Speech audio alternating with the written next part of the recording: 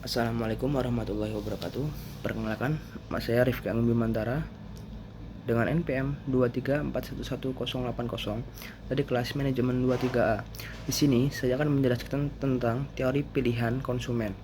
Adapun pengertiannya ialah teori pilihan konsumen merupakan kerangka kerja yang digunakan untuk memahami bagaimana konsumen membuat keputusan.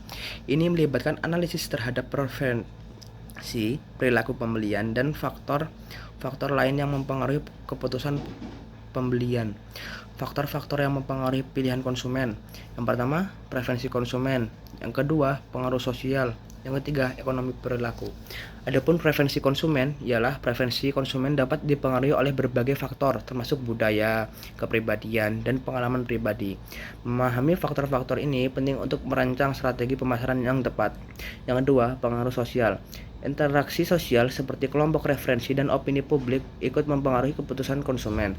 Keberhasilan riset pasar seringkali bergantung pada pemahaman terhadap dinamika ini. Ekonomi perilaku. Teori-teori dari ekonomi perilaku juga memberikan wawasan yang berharga terkait dengan faktor-faktor psikologis yang mempengaruhi keputusan konsumen. Dan untuk model perilaku konsumen ada dua, model utilitas dan teori penilaian preferensi. Adapun model utilitas ialah model mendasarkan perilaku konsumen pada utilitas yang diterima dari barang atau layanan yang dikonsumsi. Ini mencakup asumsi-asumsi yang menggambarkan bagaimana konsumen membuat pilihan. Yang kedua, teori penilaian preferensi.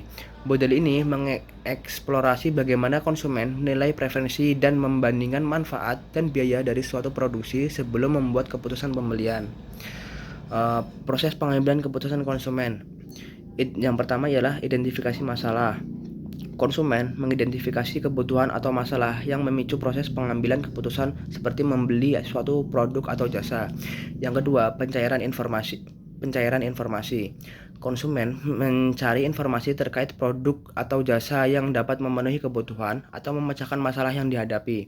Yang ketiga, evaluasi alternatif. Konsumen mengevaluasi berbagai alternatif yang tersedia dan membandingkan mereka berdasarkan kriteria tertentu sebelum membuat keputusan pembelian. Yang keempat, keputusan pembelian. Konsumen akhirnya membuat keputusan pembelian berdasarkan evaluasi terhadap alternatif dan preferensi pribadi mereka. Adapun pengaruh iklan dan promosi terhadap pilihan konsumen. Yang pertama, perilaku konsumen yang dipengaruhi iklan. Iklan memiliki potensi untuk mempengaruhi perilaku konsumen dan menciptakan preferensi yang sebelumnya tidak ada. 2. Strategi promosi yang efektif. Promosi yang dirancang dengan baik dapat mempengaruhi persepsi konsumen tentang nilai suatu produk atau jasa dan mempengaruhi keputusan pembelian. Peran harga dalam pengambilan keputusan konsumen. Harga sebagai sinyal kualitas. Persepsi harga terhadap harga sebuah produk atau jasa dapat menjadi indikator kualitas dan mempengaruhi persepsi konsumen terhadap nilai relatif suatu produk. Manfaatnya ialah persepsi konsumen terhadap hubungan antara harga dan manfaat produk dapat mempengaruhi keputusan pembelian mereka. Strategi pemasaran berdasarkan teori pilihan konsumen. Segmentasi pasar.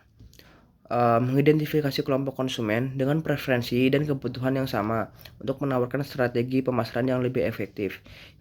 Yang kedua ialah penetapan harga. Memahami perilaku harga konsumen membantu dalam menetapkan harga yang tepat untuk produk atau jasa.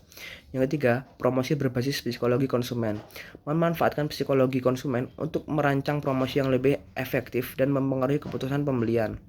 Contoh aplikasi teori pemilihan konsumen dalam kehidupan sehari-hari, yaitu dengan penggunaan e-commerce.